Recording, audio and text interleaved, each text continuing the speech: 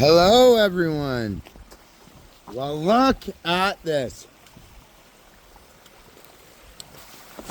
It's like a frozen tundra.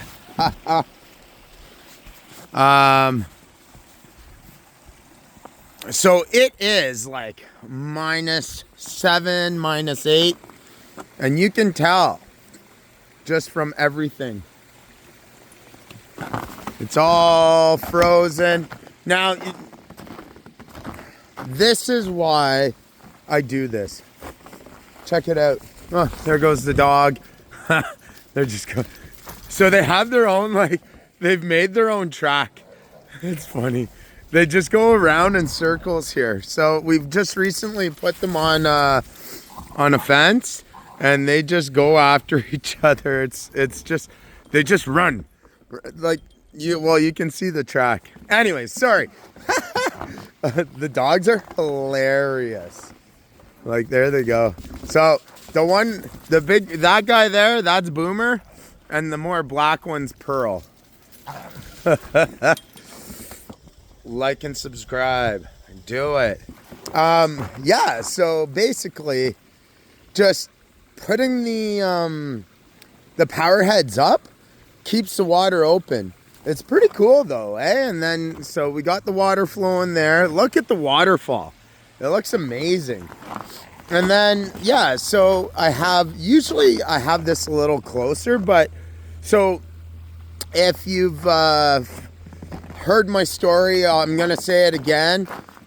In terms of when the water freezes and turns into ice, the whole point of having one of those heaters is for gas exchange. So the fish create gases by pooing, peeing. Their bodies go dormant. They don't do it a lot, but it still creates gas. So the bigger they are, you could go and like say if everything's turned off and I don't have these and I don't have the waterfalls going and I don't have that. First year, second year, third year, your fish are fine. And then the fourth year, well, they just got way bigger. You added more fish.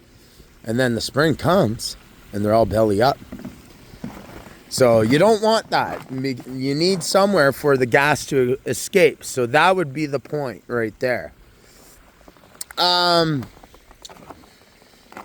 So clearly that's not my issue. I always keep this going. I love just hearing the water.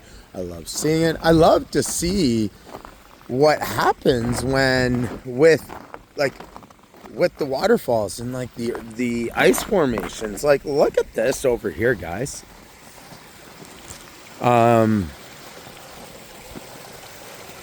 It's pretty amazing. Look at that. Look at how all the ice, you can see the water going bloop, bloop, all the way through. And look at that waterfall. Isn't that seriously incredible? Look behind it. It's so cool. I love it. So last year was my first winter with this. And I'll tell you, I was extremely worried. I was worried it would overflow. I was worried the pump would stop working. If you look, and this is cool. It's white right there, and it's white right here. So here the water just kind of does it just flows in a circle. But that's all empty. That's ice with air pockets in it. This will get hard, but yeah, anyways, it's just seriously cool watching this all work. But how cool. Oh, almost dropped my camera. How cool. I got gloves on. It's cool. But how cool is this? It's so neat. And you can see just the spray. So I have a rock there and we have a rock there. So the reason for the rocks, so if I didn't have the rocks, it would be spraying all this way. And it would be spraying that way. You know who thought of that? My then 11-year-old son. Pretty smart. smart little cookie. And yeah, you just put it there and it just absorbs all the water. Ingenious and cheap. I like cheap. And the rock looks pretty cool too. So it's just you don't see the fish. Actually, let's go take a walk around. You might actually see the fish through here. But it's really cool. So last night, the wind was whistling. So it went from like freezing, so let's say 0 Celsius or 32 Fahrenheit, to like -8 Celsius. So, and I don't even know what that is in Fahrenheit. So, Mr. Santa, I woke up this morning. So I leave this on all the time. A lot of people let their inflatables deflate. What kind of impact of having a Santa on your roof would that have? None. So I always keep them on, Rudolph and Santa there.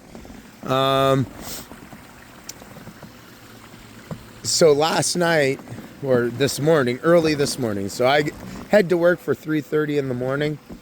He was like on the ground. So you can see there's snow on the roof, but actually on the front, well, the top part, there's none. And on the front part in front of the Santa, there's none. I didn't realize there was going to be none, but all the wind blew it away.